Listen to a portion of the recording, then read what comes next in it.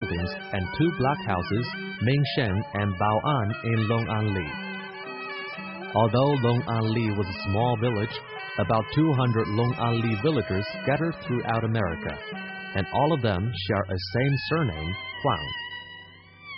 The architectural drawing and concrete of the foreign-style buildings of Long'an-li were all from America. As the village was located in a mountainous area and has been attacked twice by banditti, the villagers had no choice but to turn to their overseas relatives. The overseas Chinese, although not well off themselves, still collected several funds and remit home rapidly.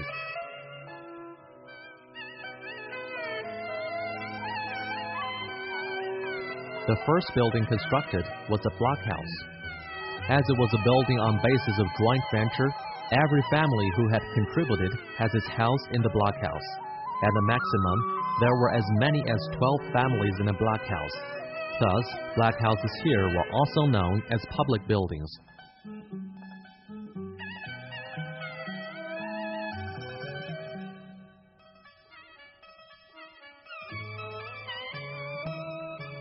Yongsheng village of Chenglo town was also constructed in Kangxi times, but the foreign-style buildings there were built in a different way.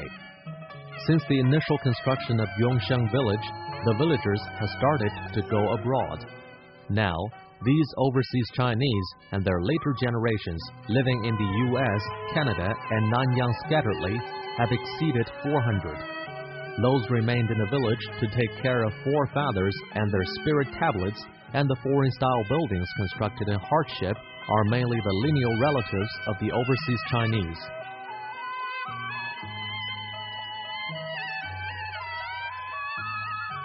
Construction of these buildings was divided into two stages. The 5 buildings in the north of the village were built before 1924, while the remaining 12 in the south were all built after 1924. Although the purpose of construction is to resist banditry, thanks to the different culture of the overseas Chinese residing place, in details, they highlight Chinese traditional construction traits.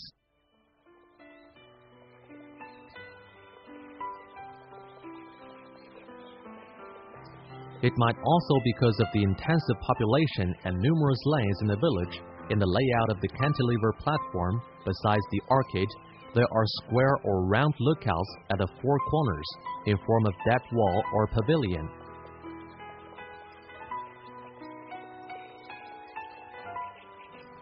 It is conceivable that during the design and construction of these foreign-style buildings, the overseas Chinese neither simply copy nor strictly imitate the type of the buildings in their residing place.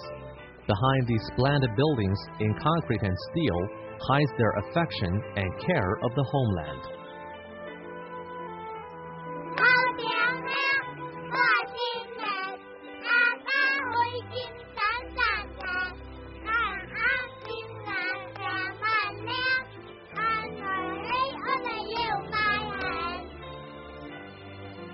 In fact, from the feudal society of autocracy to the rising capitalist society, the overseas Taishanese lived a rough life.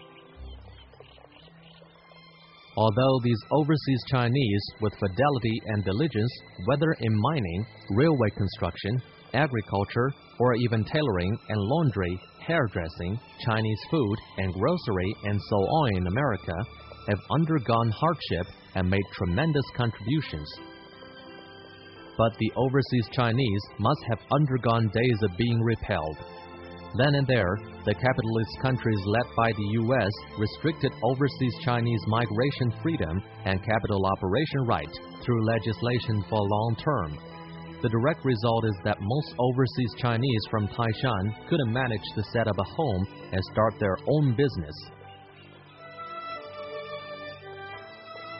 This makes the overseas Taishanese with the ideology of reverting the origin, started to return, get married, construct or buy houses, etc. Is also the result of Chinese exclusion trend internationally then, and is the magnificence of pity.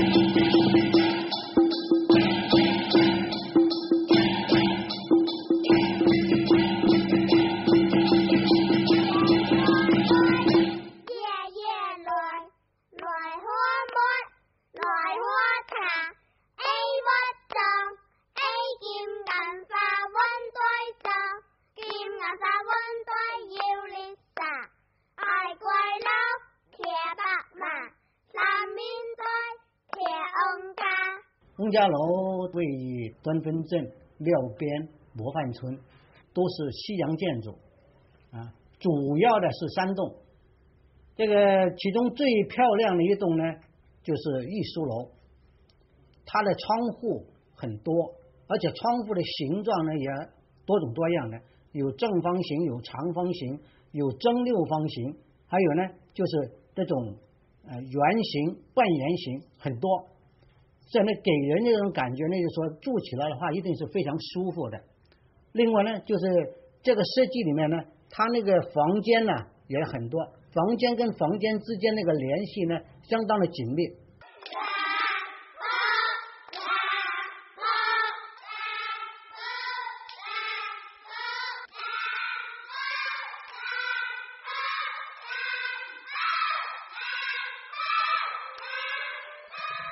Yushu Building is named after the name of the owner respected for, as the roof is a Chinese-style pyramidal roof bower, which looks like the Chinese character Bei. Together with its elegant and graceful building style, the building is also called Liu Bei Building. Xiangzheng Building is another name